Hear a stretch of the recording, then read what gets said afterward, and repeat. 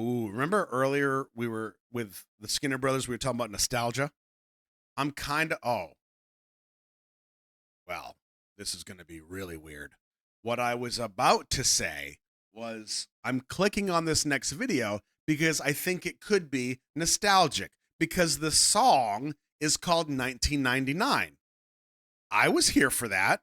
However, as soon as I click on it, it's got a friggin' warning that says, content warning, this music video contains scenes depicting domestic violence, which may be distressing for some viewers. Viewer discretion is advised. So, not nostalgic at all, but now I've said all the things. Yep. So we're going to find out. Now, this is Josh Cullen. If you're not familiar with Josh Cullen, which you are, SB19, Josh, Starbucks Cookie Head. You're welcome. All right, so 1999, let's see what Josh is up to. Hold on to your butts.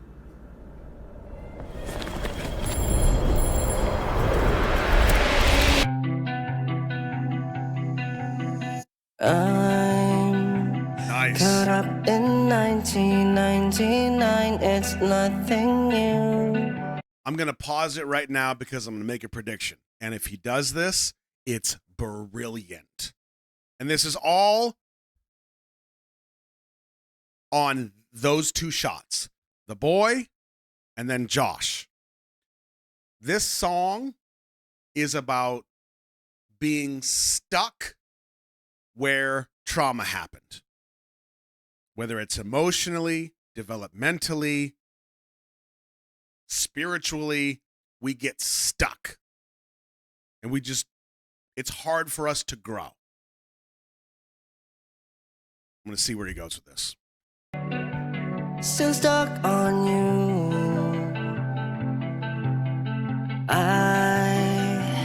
If I could travel back in time to just see you, you know I'll do. Bakit ba gusto mo gawin ng malay? Pati na rin sayang tinataglay. Kung pwede iligtas lang ang isang musmus labi. Kinakagat ang di na hanggang pawala ang Interesting. sakit na dulot ang realidad. And I know I've never healed, 'cause this world doesn't love me, and I can't change that. Kinakagat ang di na hanggang pawala ang sakit na dulot ang realidad. And I know I've never healed, 'cause this world doesn't love me, and I can't change that.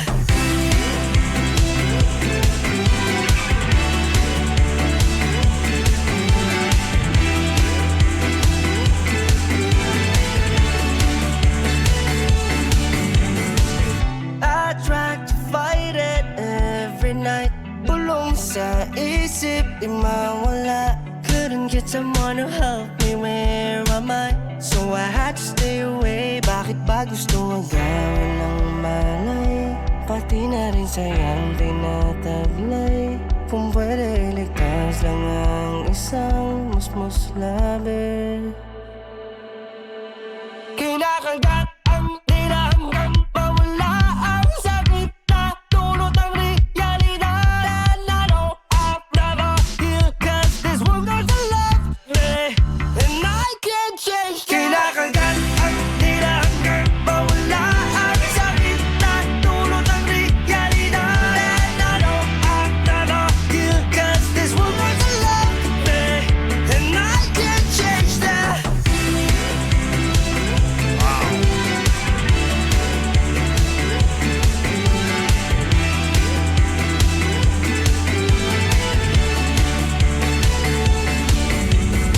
I wanna know if you're listening. I wanna know if you're happy hating. I wanna know if you're listening. Even if I can't change that. Kinakagat ang di na hanggang pawala ang sakit na dulot ang realidad. And I know I've never healed, 'cause this world doesn't love me, and I can't change that. Kinakagat ang di na hanggang pawala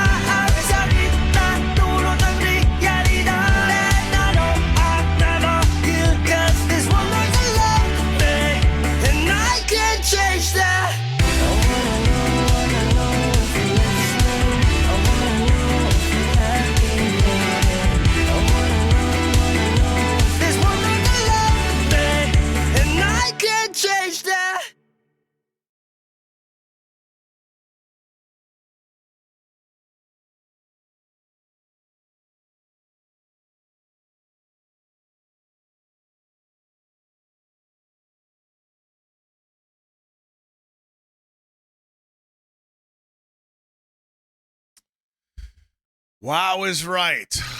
Man.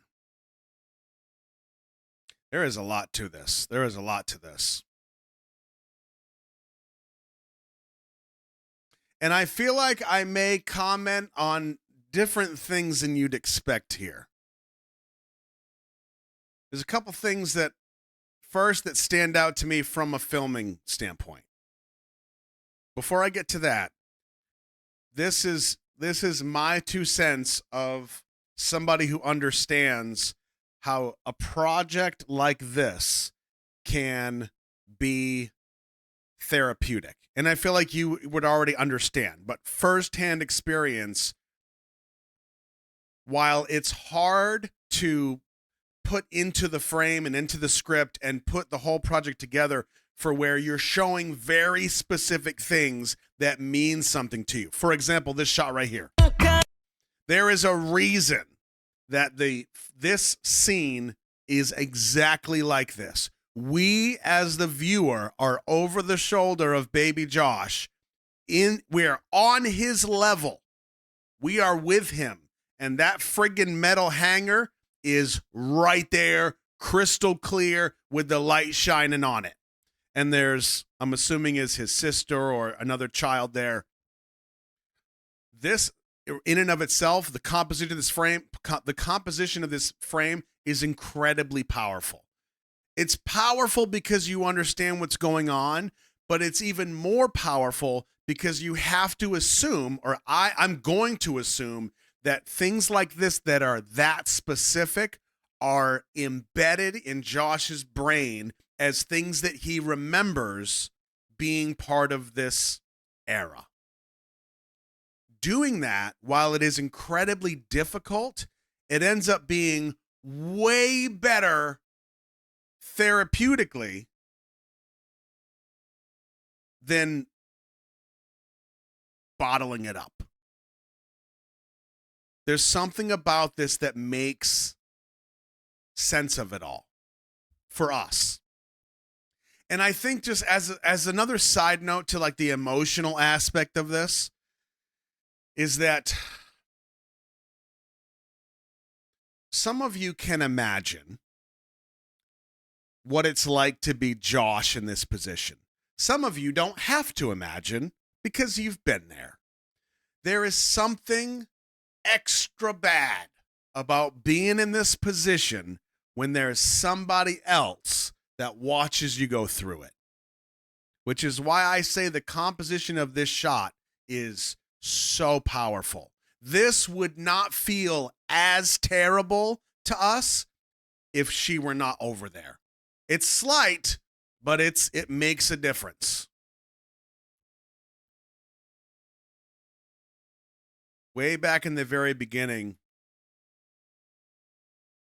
right here, we have kind of the introduction. I want you to, so Josh is walking around the city. He gets knocked down. Now you notice soon thereafter, right here, let me see if we get to it.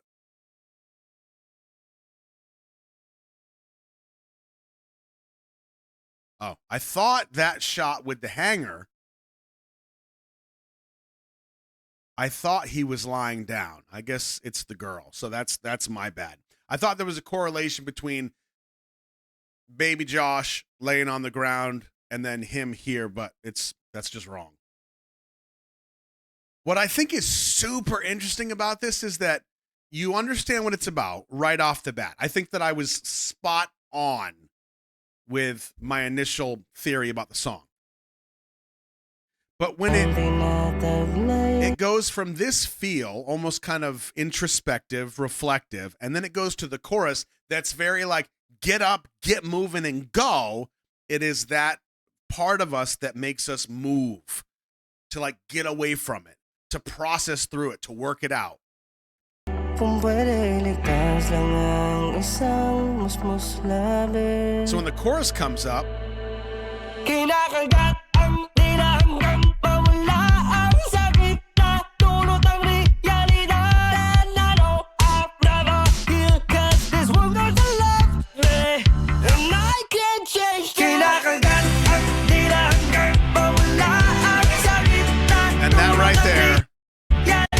That right there is where the blood comes from in the later scene where he starts singing and you see the blood coming out of his mouth. I had to bite my tongue till the pain's all gone.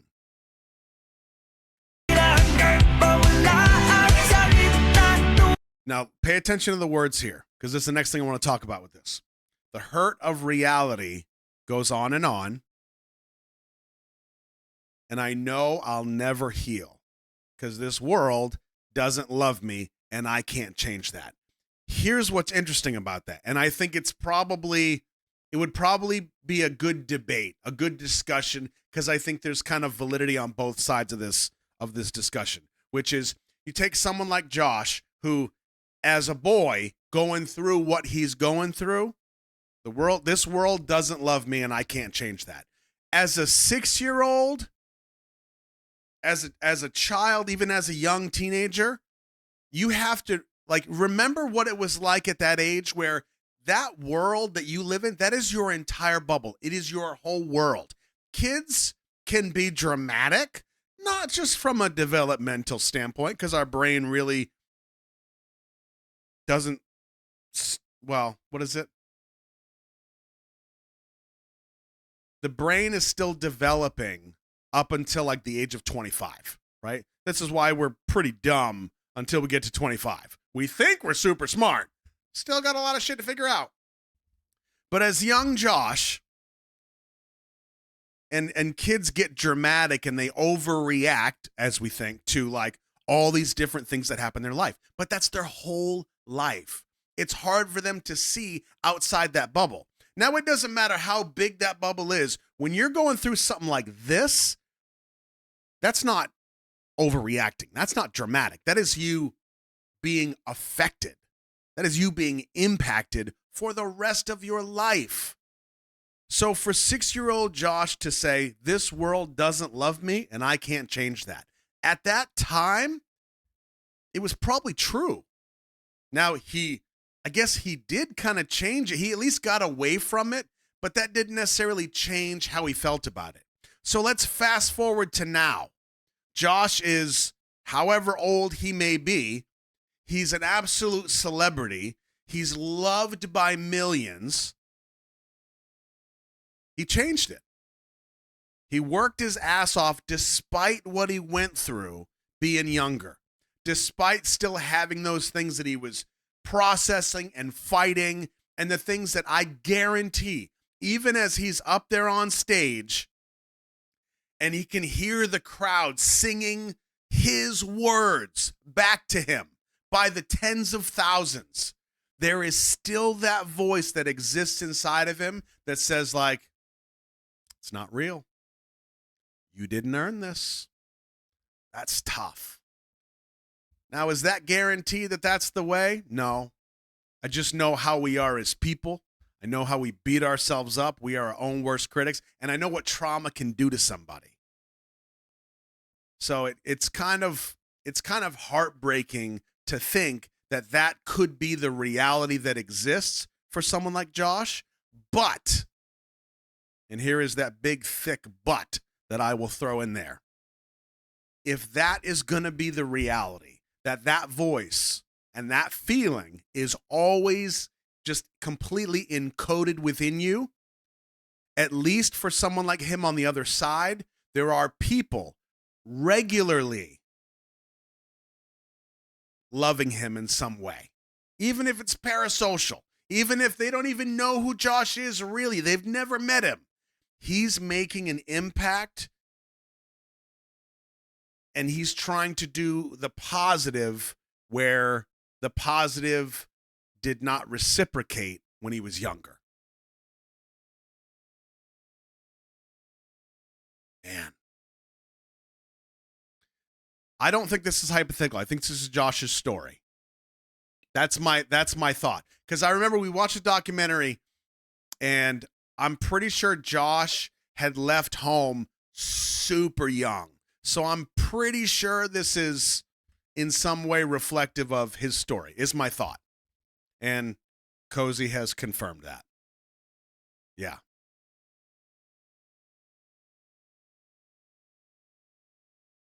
Now, if Josh, I'll go one step deeper, and this is just me talking at this point.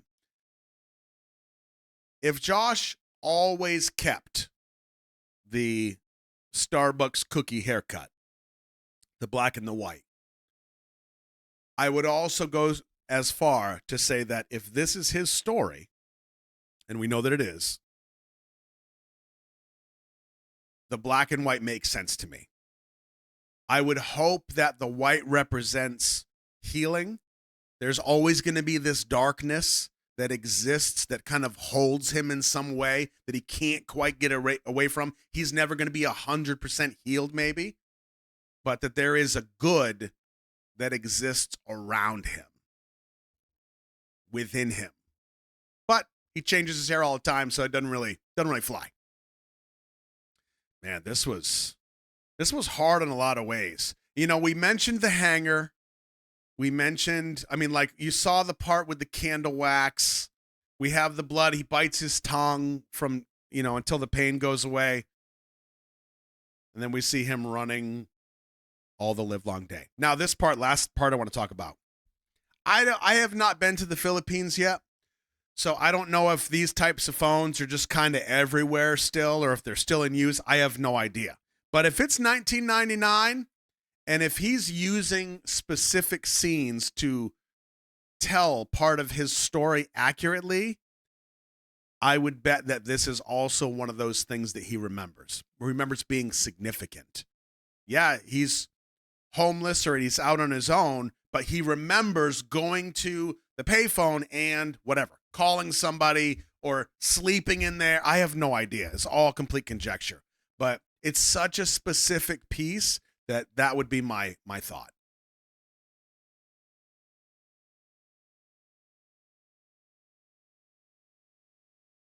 That is quite the journey, my friend.